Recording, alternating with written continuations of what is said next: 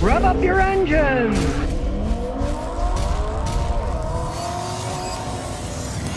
When you're filling your car up with gasoline in the winter, do not think, oh, it's really cold, I'll turn it on, I'll jump back in the car. Not a smart idea. In the winter, it's cold and it's real dry. Touch your car, you feel that shock, a zap. Well, that's electrostatic electricity creating a little lightning bolt to your car. If you're filling your car up with gasoline and you touch the car's door opening and closing it, you could actually start on fire. That's gas fumes that are coming out. What a lot of people don't understand is liquid gasoline isn't really that dangerous. If you had a bucket of liquid gasoline, you could throw matches in it. I even tried it. And they won't go on fire because it's out in the open. It's a bucket of liquid gasoline. If you have gasoline vapors and that match hits the vapors, woof. And what's coming out of your car when you're filling your car with gasoline? The vapors are coming out. That whoosh noise you hear are some of the vapors coming back out. You do not want to get out of your car, start to fill it up, go back in, touch the car. You might go woof. Now, a lot of states, you can't actually do that because, like New Jersey, they don't even allow you to fill up your own car. There are also states that they took the little lock off of the pump. So the pump handle, when you turn it on, you can't push the little piece, let go, and it'll fill itself up. When you let go, it stops pumping. You have to stand there and hold it. Now, it's an annoyance to some people, but actually, it's much safer to do it that way. That actually does make a whole bunch of sense. Think about it next time before you click it in and quick jump back in your car, because of course on top of it, if you read the signs, it says no smoking. Well, your car is always smoking a little bit. You don't want to be filling your car up while the engine is running for two reasons. One, it might blow up. And the second reason is most cars have evap anti-pollution systems, and if you have your car running and you're filling it up, you're going to end up with a check engine light because the car's running, it knows the gas cap is off, and it will trip a code for that, and your check engine light will come on. So don't do it. Use your head. Be safe and do it right. Coach 2478 says, got an 06 Mercury Milan 4-cylinder. It uses about a quart every 2 fill-ups. So every 400 miles or so, it burns a quart of oil. It's got 187,000 miles, run fine, no blue smoke, no leaks. I replaced the valve gasket 2 years ago. What can I do? Numero uno, get a new EGR valve and pray it's that. The EGR valve takes exhaust gas and it brings it back in the engine and burns it. An EGR valve has a little spring-loaded ball system. It will allow you to suck the oil vapor, but not the oil. But if the ball sticks open, then it will suck the oil and burn it too. Simple. Pray it's that. If it's not, it's burning oil, baby. And there's nothing you can do about it other than keep adding oil. You would have to rebuild the engine, valve seals, piston rings, and it's an 06 Mercury Milan with 187. It's not worth it. You say it runs great, just live with it. Keep adding oil. Don't forget to add the oil. Don't forget, oh gee, it burned oil. I forgot to put it on. I've had that happen to customers. They'll go on a trip somewhere and they'll forget, and then boom, the engine blows up on a trip. If you're going to do that, my advice, get 4 or 5 quarts of oil, throw them in the trunk. So you always got oil, and every time you fill it up with gas, check the oil. Greg O.W. says, Scotty, I got an 08 Honda Accord that has multiple misfires. PO 301, 302, 305, and 306.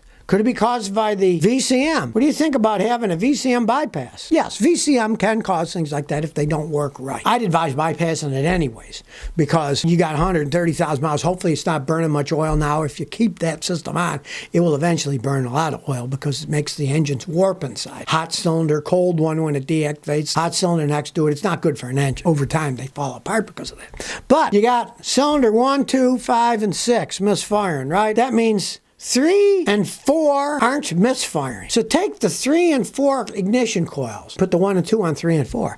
And then if the 3 and 4 start misfiring, it's the ignition coils. And buy a set of ignition coils. Could be that simple. Pray it's that simple because you can have a blown head gasket. You can have all kinds of problems that do that. But on those, often it's just bad ignition coils. And that's a really easy way to check it. Those are all misfiring. You swap it with 2 that aren't misfiring, and then those 2 cylinders start misfiring.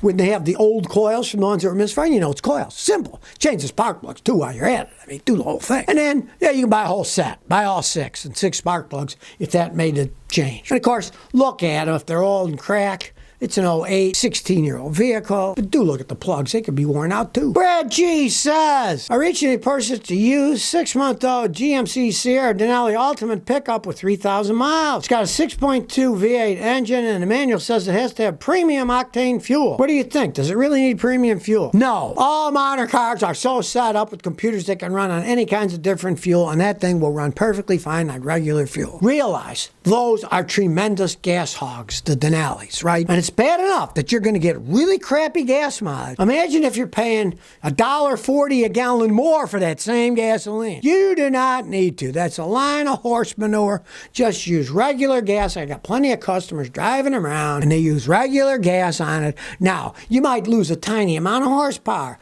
but hey, that thing's got so much horsepower it doesn't really matter. And when you consider the high price of premium gas versus regular and what a giant gas hog that thing is in the first place, man alive, you're going to be spending a fortune unnecessarily if you put premium fuel in that thing all the time. If you want to just do a test, okay, you got premium in it now, right? Wait till you're almost empty, under a quarter of a tank. Fill it up, then drive it hard the next 200 miles. See if you notice anything different, and you probably won't. Jason Castle says, I have a blown halogen headlight hanging loose. I bought a truck from an auction. They only spliced one wiring harness on the passenger side and ran power from the passenger side to the power driver's side. The halogen light blew on the driver's side. They don't make that bulb anymore, so I put the OE assembly back in and connected the wiring. It works fine, but I noticed when I took the halogen light off, it made an open circuit noise when I turned the key. I put the bulb back in and the noise stopped. Can I leave the blown halogen light hanging? What should I do? Well, you don't want it touching anything. Get yourself some twist ties and stuff and make the wiring as tight so it could just be sitting there. You go ahead. You said you put the original wiring back on. Whoever wired that thing was an idiot. Why did they do that? They did that because they're lazy and there's a problem in the wiring system. And rather than finding out what the problem was, they just said, well, we got the one side working, so we'll just splice it over to the other side. And I wouldn't know what they've actually done to that wiring system. But if you find that, when you got that bulb in there and it's not having any problems with it like that, tighten it so it doesn't hit anything with some twist ties, you know, the electrical zip ties. And as long as it's not touching anything, it's not going to hurt anything. But I'd be real leery. You said you bought it at an auction. I'm assuming that baby's probably going to have electrical problems up the wazoo if the people working on it did crazy stuff like that. Well, now here's one of the biggest stinkers for electric cars. Unless you're in your own house where you can charge them up conveniently, you're still going to have to pay to put a 220 volt charger in, because if you use 110, it can take days to charge it up. So you got to do that. But let's say you live in an apartment or someplace. You can't do that? Well, you're kind of screwed over. Showing yet another hole in the electric car scheme. Here's what people in California are doing. For those living in an apartment or condo, landlords or homeowner associations often stand in the way of public charging. But experts say you can look up the local right to charge laws, regulations that require homeowners associations or landlords to allow residents to install charging. 10 states have the right to charge laws on the books. In California and Colorado, renters or homeowners have the right to install charging at a private parking space or in a public area. Okay, you're living somewhere and you got to threaten your landlord. Now, that sounds like a great idea. Plus, to top it all off, if you're paying to install something there, then when you move, there goes your money. I have had customers have them installed at their house. The units aren't that bad, right? I've got this Autel unit. It works fine, right? And it was like $550. But it cost me $2,000 to get it wired up to the house.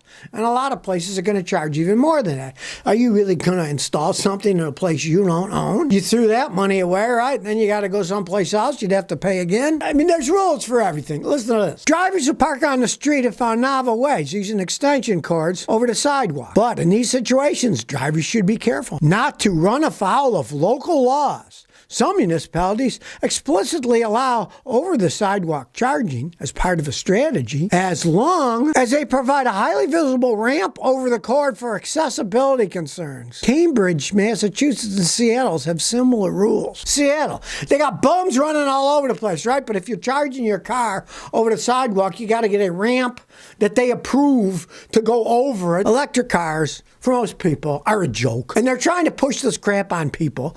They got laws that say one thing and then other. Well, you got to make sure you follow laws if you have a cord going out, right? And I mean, come on, talk about a halfway measure. You're plugging something in your house and running it through the door on the sidewalk to charge up your car. Come on now. Plus, the charge is going to be outside.